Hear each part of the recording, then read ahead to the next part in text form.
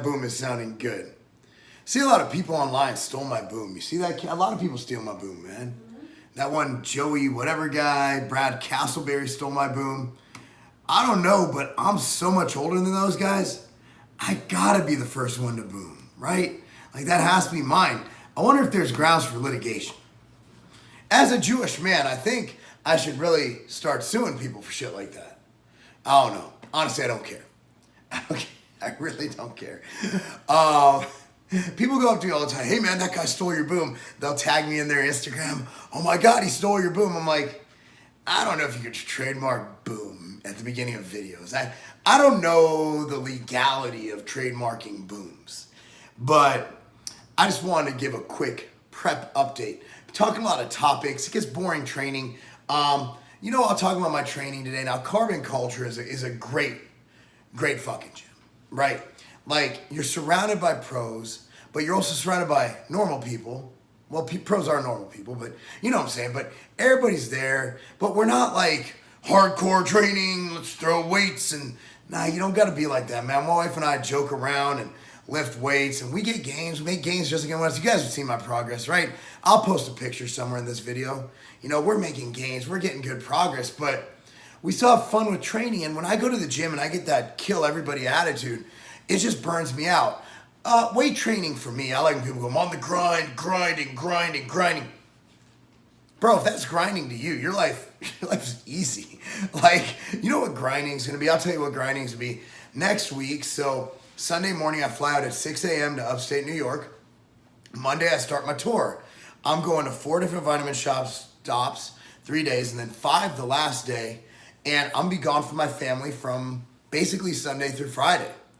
And then I do the same thing the next week in Vegas. And then I actually get home from Vegas, fly to Houston for a soccer tournament for my daughter, come home Monday at around 5 p.m. we land, drive home, clean some clothes, and then drive to Charlotte, which is around a 7-hour drive for a 9 a.m. meeting. So I might get an hour nap in the hotel beforehand. But good news is I'll have Sean Torbody and Mike Rashid because that is an Ambrosia business trip for me. I have multiple trips. I go outright, Ambrosia, MTS, sometimes Tiger. You never know what business meetings might arise. So it's just an interesting life. I wouldn't have it any other way. Actually, I would. I would travel a little bit less. But you know what? We can't always have perfection, but we strive for it, right? And honestly, it's not a fair trade-off, but I love meeting all of you. I like getting around there. I like meeting all the stores that support us, educating them on the bars and the products. And honestly, Vitamin Shop took a risk. They're literally taking other big name bars. I'm not going to mention any names, but it could be like Lenny and Larry's or Quest, and giving us their spaces. That's a risk because those bars have been in there and established themselves. So they're literally saying, we believe in you, Marc, and your company. We believe that you will outsell these multi-$100 million beasts. I mean, I feel the least I can do is get really tired and probably get exhaustion and end up in the emergency room. I feel that's a fair trade. I love meeting people, dude. Like, I get in trouble with Katie all the time because I'll go to the gym to do like 30 minutes of cardio. I'll come home like 2.5 hours later because I talk too much. I actually was late yesterday coming home because I spent like 15 minutes talking to the people at the pet store. It's really like people. It's what I do. It's who I am. Now that I have a voice, I won't shut the fuck up. These vlogs are going to be like 50 minutes long. I got my voice back. Do you realize in the month of January, I lost the ability to talk and fuck in the same time? My penis didn't work and I couldn't even complain about it. It's terrible. I couldn't even explain myself. I'm like, Tekka. But here we are now. My voice works, and as Katie can tell you, my penis works. Do you really want to talk crap? I just said no comment. No comment. I'm busy. She's busy. She's not busy. She's sore. So let me talk about, also, we're joking around now. Those who know me, I'm not really like the biggest like bragger. I know what I'm good at. I know what I'm bad at. I'm good at, obviously she's still smiling, right? She's just a mean person. Can you imagine how mean she would be if she didn't have good sex? It'd be horrible. So let me tell you about my physique and what I see in these pictures right here, all right? I'm at 231 pounds. I'm as lean as, look, I have ab veins. Look at the nipple. I have ab veins, all right? I feel good. So let's put them up right here. Let's just go over some pictures. All right, I only took front shots because that's what was pumped and people were around, and I didn't want to spend 20 minutes there. There's already a video shoot going on at Carbon. What I see is vast improvements. My hamstrings, they're very grainy, very shredded. My goal is to put a little bit more size on. Now at 40 years old, that's gonna be really hard, but I'm gonna be focusing a lot on less things like deadlifts, because deadlifts aren't a good hamstring movement. They're hip dominant leg movements. So hamstrings, what am I gonna do? I'm gonna focus more on Romanian deadlifts, focus more on single leg Romanian deadlifts, focus more on leg curls, focus more on eccentric leg curls to really bring those out. If I can add an inch to my hamstrings, I'm in a real good place. With the calories I'm bringing in, I think I can do that. Okay, next. I think we just looked at side chest. So let's go with the front most muscular. My calves aren't gonna grow. This is as good as they're gonna get. My quads, again, I wouldn't mind them being a little bit bigger, but as it is, I had to buy new pants yesterday because my quads got a little big and my other pants were uncomfortable. So I got these new Under Armour sweats. Went to Dick's, and honestly, my upper body, my wife had to call both Sean and Matt, Sean Torbody and Matt from MTS, to send me bigger shirts because my other shirts really looked silly because they were way too small. So I am, honestly, once I shred up, it's gonna be sick. As for my money shot, to the side. Man, my stomach is not as small as I'd like it to be, and that's because I'm shoving 42 to 4,500 calories a day in my gut, in my belly. Nothing I can do about that. When my food volume goes down, my stomach will go down. My waist, as you can tell, structure. But as for that waist, that'll come down when I'm eating less and I'm not stuffing myself with food 24 hours a day. So that's my opinion on my physique. We'll go over my back during my back workout. We'll get some back shots, but you won't be able to see much because my glutes have shred. My glutes are striated. My legs are striated. My abs are in. My chest is striated. My shoulder. My back is where I hold my fat, right in my mid back, right there. So while it's impressive and wide, the middle of it is extremely soft. That's where I hold my fat. That's actually really awesome because when I'm at the beach, I could be out of shape and I'm still got abs and shredded chest and veins in my arms, but nobody gives a fuck if you have a camel back, right? Nobody cares.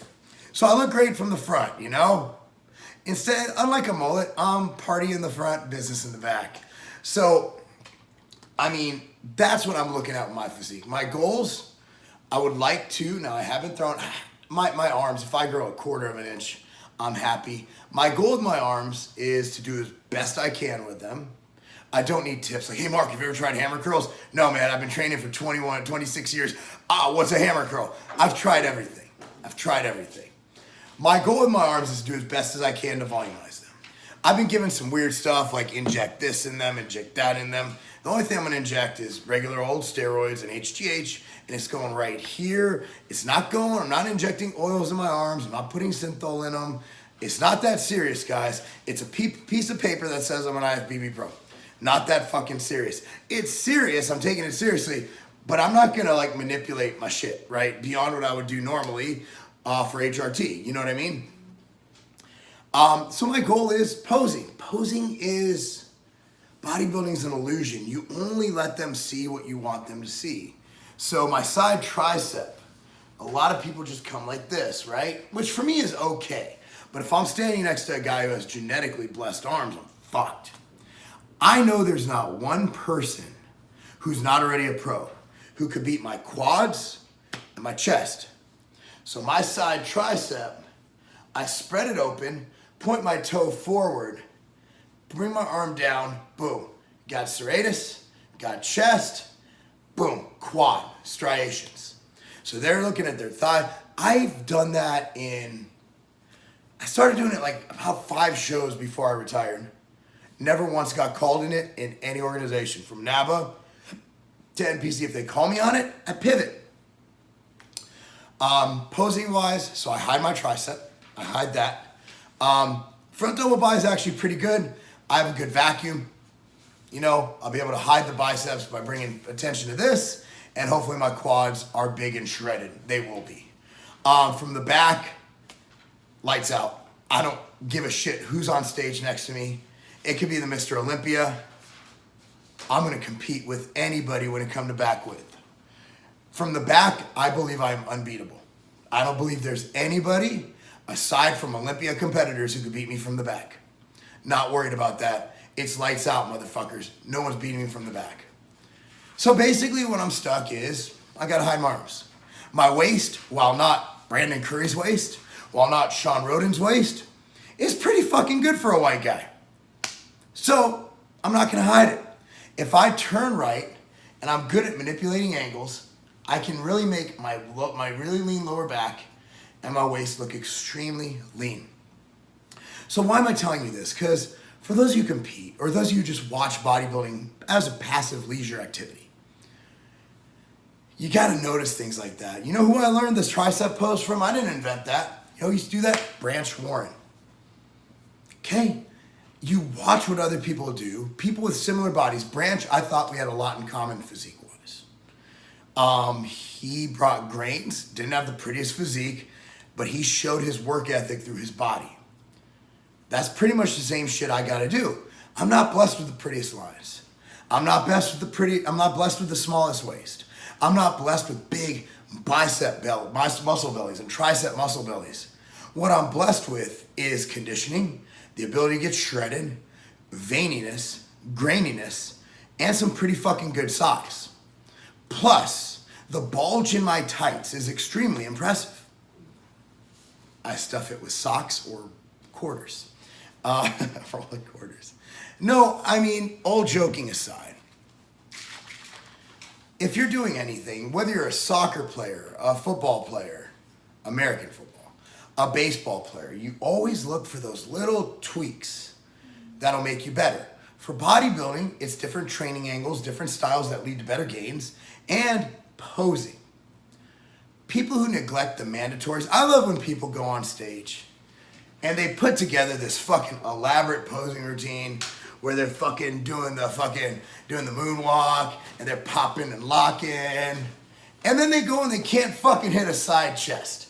It's like, bro, they don't even judge that shit.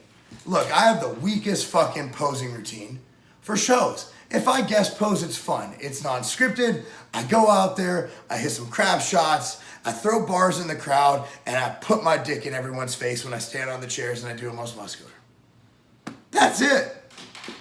But if you're involved in anything, look for those little tweaks, those little things that'll make you better, that'll put you over the top. Look, at the end of the day, I know the second place guy might be the same as me talent-wise, because I'm going to win that bitch. There's no way I'm going to lose.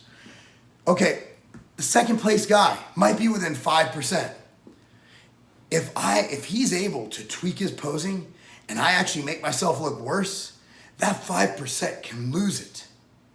So you need to spend time. For me, how much time am I going to spend? Look, I've been doing this a long time. I do need to kind of reach. I noticed during my guest posing, I was fucking shaking and off. But really, guys, whatever you're a pro at, look at the little things. Look, we always look at the macro. Like, right, here, check it out. How do I build big legs? Squat. What else? Squat.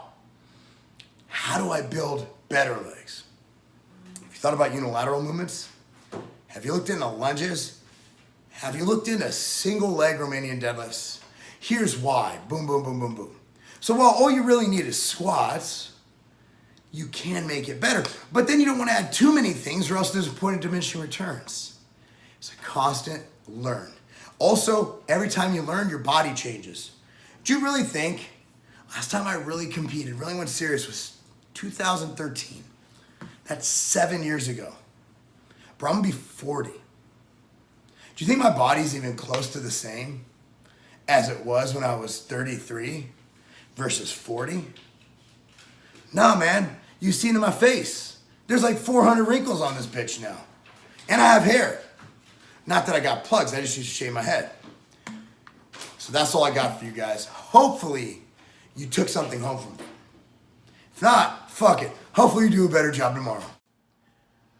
We get a lot of questions about my coaching. Do I still do it? Are there spots available? There actually are, but they're filling up really, really fast this year, like really fast. So being that I always talk to every single client, every single day, if you want to be coached by me for diet, training, supplementation, everything in between, let me know. It's done via email. We can do phone calls, pictures, all that stuff, but there will be daily communication on this. It's at marklobliner.com. That's www.marklobliner.com. And, you know, the bottom line is whether you're looking to get in the best shape of your life, whether you're looking to gain lean mass, or whether you're looking to get stage ready or just be healthier. I've coached everyone from people who are 400 pounds, who've dropped down to 230, who've gotten out of being hypertensive, pre-diabetic, all that good stuff. I've coached people and helped them earn their pro cards. I've coached people and helped them win pro shows. I've coached the everyday person who just wants to be healthy. Anyway, guys, let me know. marklobliner.com, link down below. Stone Cold Steve Austin. Look who I ran into in LA. It's good to meet you. I've been watching your videos a long time. Tell me about this protein bar. So it's the Outright Bar, man. It's all natural ingredients, made with real food. None of that. You ever want to work out? You want just a little snack, a little bar before training, but you know the other bars might give you a gut bump. Right. This is something that doesn't have any prebiotic fiber, no glycerin, no sugar alcohols. It's whole, real food. That is a tasty bar. Really? It's easy to eat. It's not too chewy. Normally eat something like this with a big ass glass of milk. That's good. So it's like a It's cookie. really good. No, it's not good. If you want, we also have the. Want to try the almond butter one while we're here? Love to. All right. So this That's a is badass bar. This is made with almond butter, Steve. That's a winner too. Really? He's badass. Good protein bars. Where can people find these? Well, they can find it at any retail stores. You can find it at tigerfitness.com. 2 badass protein bars. So they get 2 double middle fingers up from Stone Cold Steve Austin, and that's the bottom line.